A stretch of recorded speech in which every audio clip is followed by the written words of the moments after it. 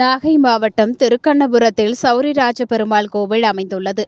5 ஆழ்வார்களால் மங்களாசாசனம் செய்யப்பட்டு 108 திவ்ய தேசங்களுள் 17வது தலமாக போற்றப்படும் இந்த கோவிலில் ஆண்டுதோறும் மாசிமக பெருவிழா 15 நாட்கள் நடைபெறுவது வழக்கம்.